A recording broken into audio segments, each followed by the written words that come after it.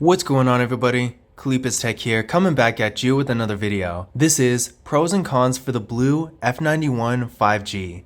In this video, I'm going to be giving you some of the best and worst things about this phone to help you decide whether or not it's the right one for you. So let's get started.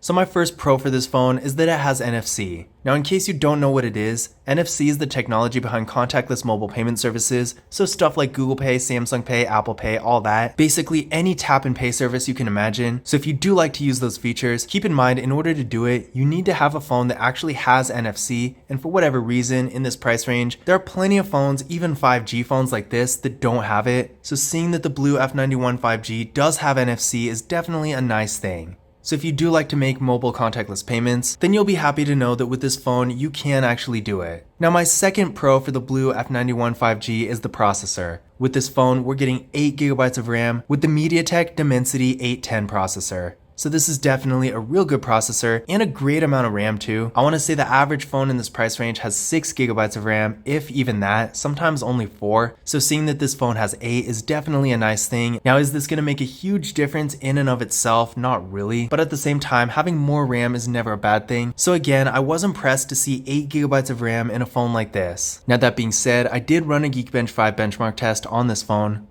and it came back with a single core score of 576 and a multi-core score of 1692. Now, by itself, this score may or may not mean a whole lot to you, so I do recommend running this test on your current device and then comparing the scores to these to see whether or not this phone would be an upgrade. But I can tell you, I've run this test on so many different phones, I just know off the top of my head, this is a really good score for the price range. It's honestly up there with several other mid-range phones that are pretty much double the price. So if you are looking for a really fast phone but don't quite need flagship level performance, then the BLU F91 5G is going to be a pretty good option. As far as actual experience using the phone, I have been using it quite a bit since I got it, and I haven't had any performance issues so far. I've been doing a decent variety of things, from stuff like social media, streaming videos, music, and even a little bit of mobile gaming, and so far nothing has really given me any trouble. Now, if you're doing something more demanding like maybe playing Fortnite or editing videos, then I could see this phone struggling a little bit, just because while it is a pretty fast phone for the price, this is definitely not a flagship phone. So again, while it is pretty fast, don't expect iPhone level performance either. Now, in addition to just being a fast phone, another cool thing about this phone is that, as the name suggests, it is a 5G phone. And in this day and age, that's always a nice thing, because even though 4G is not going away anytime soon, having a 5G phone is going to give you access to the latest and greatest cell technology. And of course, that's never going to hurt. So if having 5G connectivity is important to you, that's another great thing about this phone.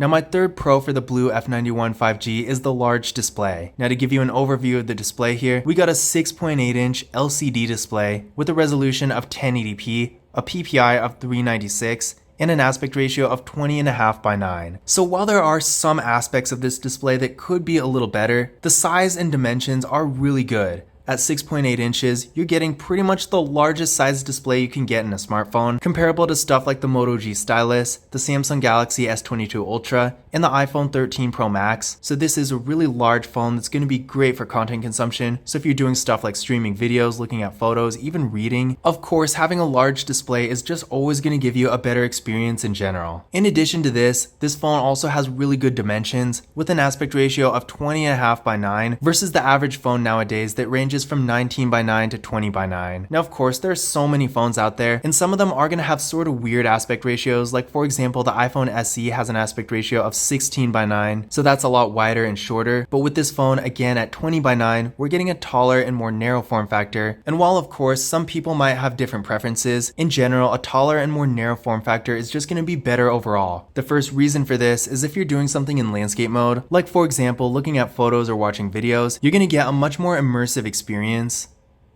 And if you're doing something vertical like reading, for example, you'll be able to fit more content on the screen without having to scroll as much. In addition to having a larger display with really good dimensions, we're also getting a 1080p resolution here, which is going to give us a nice, sharp, crisp image.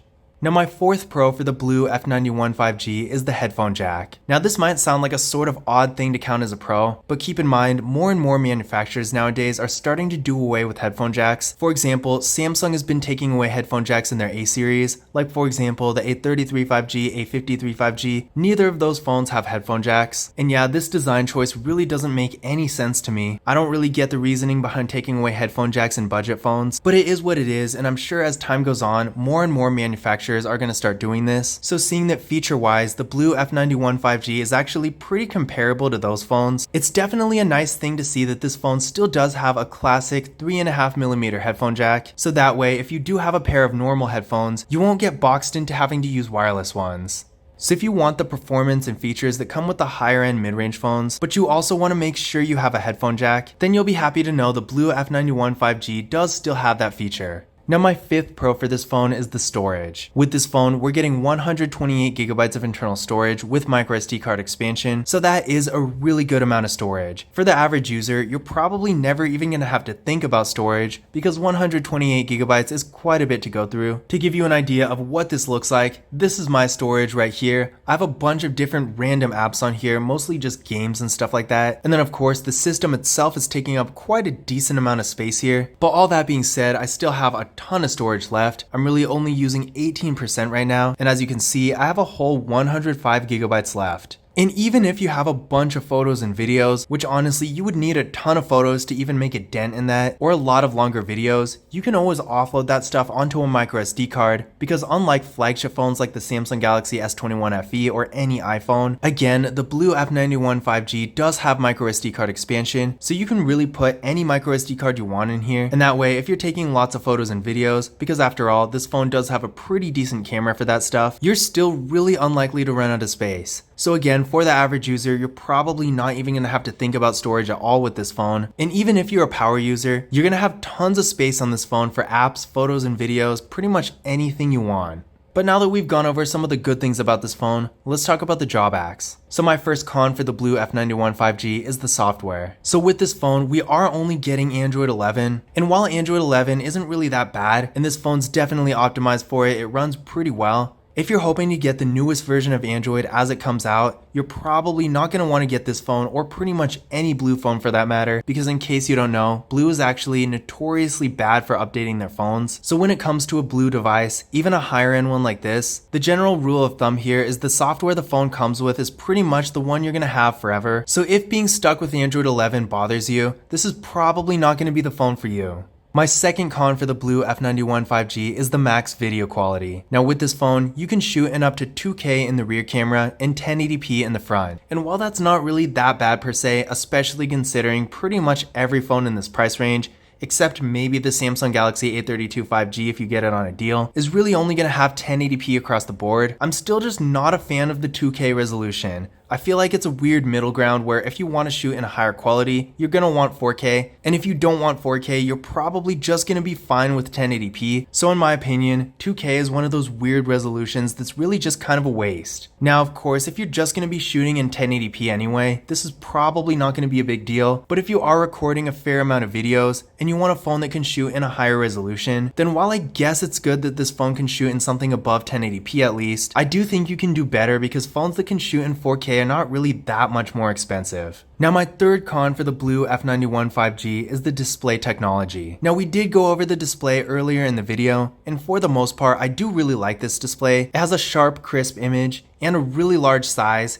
and great dimensions as well. But one thing I don't particularly care for about this phone is the display technology. Keep in mind, despite all this, it only has a regular LCD display, which indoors in optimal lighting is really not a bad thing. But at the same time, if you're doing something outside, for example, especially if you're wearing polarized sunglasses, you are most likely going to run into some problems. And while not every LCD type display does this, in fact, there are plenty of them that don't, with this phone, it's actually a bigger issue than usual. Now in general, if you're just using your phone for more casual content consumption and you're mostly just going to be inside in good lighting, then this is probably not really going to affect you at all. But if you're outside a lot, or in particularly bright lighting where you really need your phone to be visible at all times, then this phone might not be the best choice for you.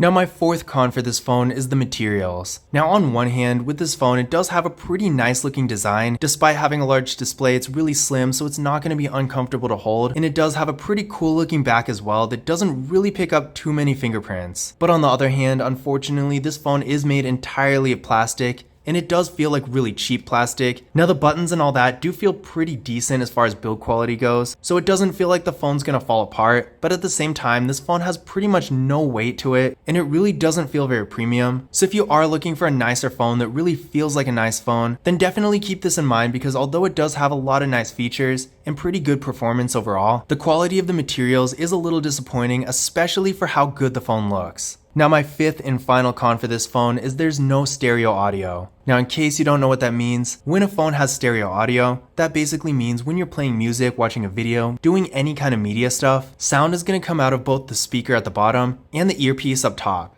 Now this might not sound like it matters a whole lot, but it really does make a huge difference. If you have a higher end phone like an iPhone or a Samsung Galaxy S22 Ultra, something like that, stereo audio is pretty much a given, and although phone speakers in general are really only going to sound so good, if you're just watching a video, something like that, and you don't feel like using headphones or an external speaker, it is nice when your phone has at least decent audio, but with this phone it really doesn't sound very good at all. But those were my pros and cons for the BLU F91 5G. In general, despite a few drawbacks, most of which really aren't that big a deal, I do think the BLU F91 5G is not only a great device, but probably BLU's best phone yet. Now if you want to learn more about this phone, be sure to check out my full review and tips and tricks videos for it on the channel. But I hope you found this video useful and informative. If you did, don't forget to give it a thumbs up and hit that subscribe button. But as always, I will see you in the next video.